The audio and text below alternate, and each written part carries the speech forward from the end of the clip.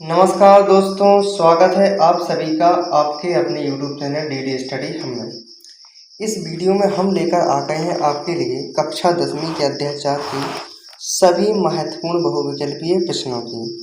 तो इन प्रश्नों को सॉल्व करते समय आपको बहुत ही ध्यान से समझना है और ध्यान से एक एक चीज़ को नोट करते चलना है, ठीक है।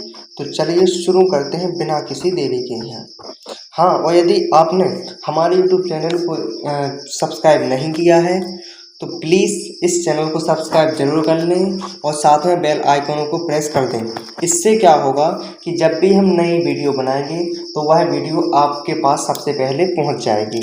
और यदि आपने चैप्टर 1, चैप्टर 2 और चैप्टर 3 के वीडियोस नहीं देखे हैं तो उनकी लिंक इस वीडियो की डिस्क्रिप्शन बॉक्स में दी गई है, तो वहां से आप उन वीडियोस को देख सकते हैं। तो चलिए शुरू करते हैं।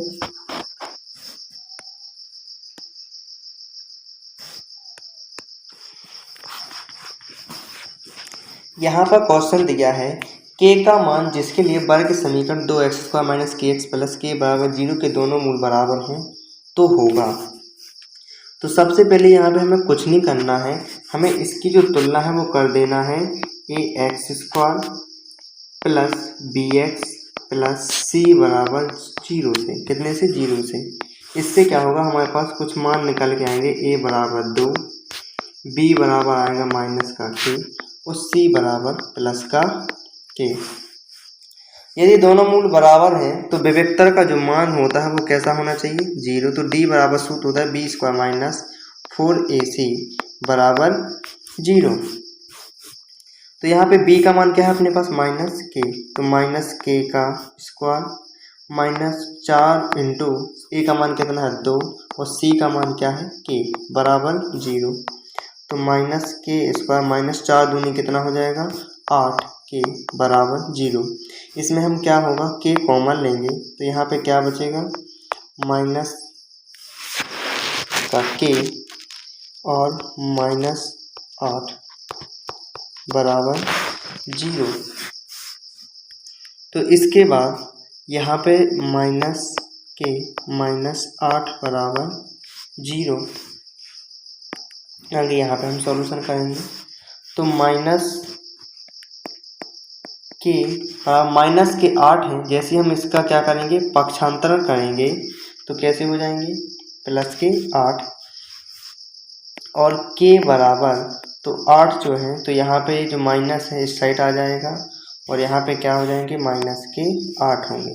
तो यहाँ पे हमारा जो आंसर निकला है वो क्या है? -8।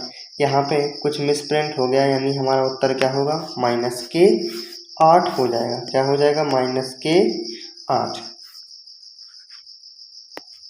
अगला क्वेश्चन दिया है कि द्विघात समीकरण x² - 4x + 4 = 0 के विभक्तर का जो मान है वो होगा।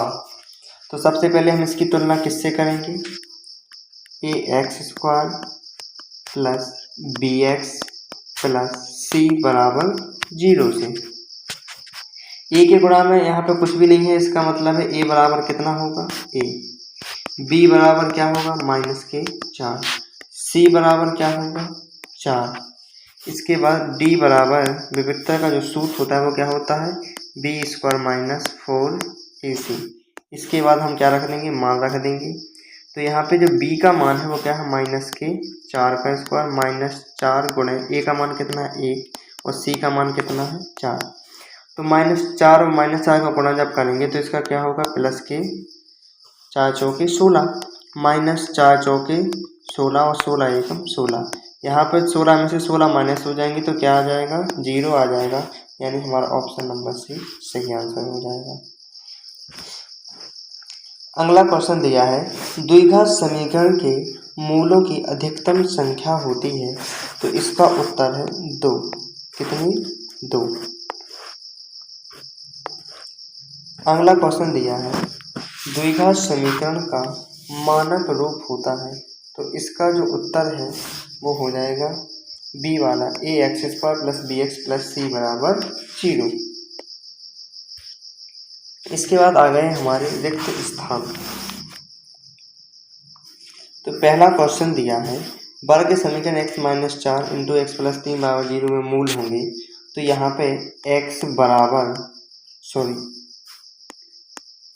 x माइनस 4 बराबर 0 रखेंगे तो x बराबर प्लस के 4 आ जाएंगे, और इसमें क्या है x प्लस 3 है और बराबर में 0 रखेंगे तो x बराबर माइनस 3, यानी यहाँ पर उत्तर होगा 4 एवं माइनस 3 होंगे।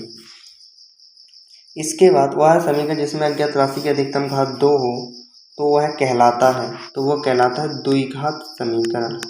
क्या कहलाता है? द्विघात समीकरण। इसके बाद है वर्ग समीकरण में x square plus b x plus c बराबर 0 का विभक्तर का मान डी बराबर क्या होता है? B square minus 4ac। अगला क्वेश्चन दिया है किसी वर्ग समीकरण में अधिकतम 2 मूल हो सकते हैं। कितने? 2 मूल होते हैं। इसके बाद यदि बी स्क्वायर माइनस 4ac बराबर 0 तो द्विघात समीकरण के दोनों मूल कैसे होंगे? वास्तविक एवं समान। कैसे होंगे? वास्तविक एवं समान होंगे। इसके बाद आ गया हमारे सत्य असत्य कथन बताइए। पहला क्वेश्चन दिया है वर्ग समीकरण के अनेक हल हो सकते हैं, तो ये वाला जो हमारा कथन है ये कैसा हो जाएगा? असत्य हो जाएगा। इसके बाद दिया है वर्ग समीकरण को हल करने के लिए सूत्र के प्रेरणा श्रीधराचार्य थे, तो ये जो हमारा कथन है कैसा हो जाएगा? सत्य हो जाएगा।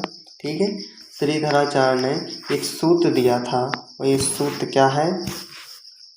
Minus B plus minus root B square minus 4ac और बटे में 2a कितना है?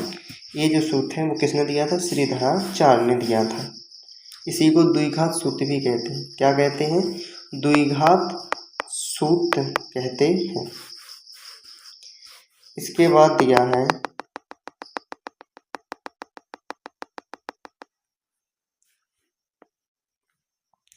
अगला क्वेश्चन दिया वर्ग समीकरण में चर की अधिकतम घात कुछ भी हो सकती है, तो ये जो कथन है हमारा ये कैसा हो जाएगा? असत्य हो जाएगा। क्या हो जाएगा? असत्य हो जाएगा। इसके बाद दिया है x square minus 4x plus 4 बराबर 0 के मूल बराबर है, तो इस को सॉल्व मतलब इस समीकरण को हमें क्या करना पड़ेगा? सबसे पहले हल करना पड़ेगा, क्योंकि यदि विभक्तर का मान 0 है तभी इसके हल क्या होंगे? बराबर होंगे, यानी इसके मूल बराबर होंगे। तो यहाँ पे क्या दिया है? X square minus 4x plus 4, x square minus 4x plus 4 बराबर 0। तो सबसे पहले तुलना करेंगे तो a का मान क्या निकलेगा? 1 निकलेगा, b का मान माइनस के 4 निकलेगा और c बराबर क्या निकलेगा? 4 निकलेगा। सूत्र लगाएंगे, d बराबर क्या होता है? B square minus 4ac।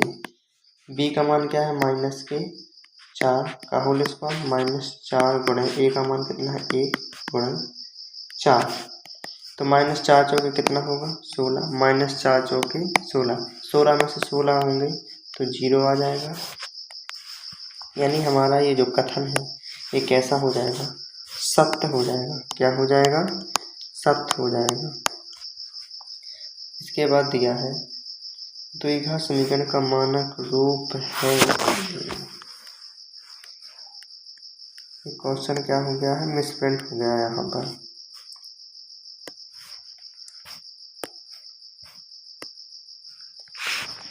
इसके बाद दिया है एक वाक्य में उत्तर दीजिए, तो वर्ग समीकरण में चर की अधिकतम घात कितनी होती है? तो इसका जो उत्तर है वो हो जाएगा 2। कितनी होती है? 2 होती है। अगला क्वेश्चन दिया द्विघात समीकरण का विभक्तर करूँ तो उसके मूल कैसे होंगे? तो इसका उत्तर है बराबर होंगे। कैसे होंगे? बराबर यानी समान होंगे। इसके बाद दिया द्विघात सूत्र लिखिए, तो ये जो सूत्र है वो किसने दिया था? श्रीधराचार्य ने दिया था। ये सूत्र था x बराबर minus B plus minus root B square minus 4ac और बटे में 2a। इसके बाद विविधता का सूत्र लिखिए। तो विविधता का जो सूत्र है वो d बराबर क्या है, बी स्क्वायर माइनस 4ac। इसके बाद द्विघात समीकरण का मानक रूप लिखिए। तो इसका जो है उत्तर वो क्या है, यह a x square plus b x plus c बराबर 0। आई होप आपको ये वीडियो बहुत अच्छा लगा होगा। यदि आपको ये वीडियो अच्छा लगा है तो वीडियो को लाइक करें और हाँ, अपने दोस्तों को शेयर ज़रूर करें। तो चलिए मिलते हैं नेक्स्ट वीडियो में।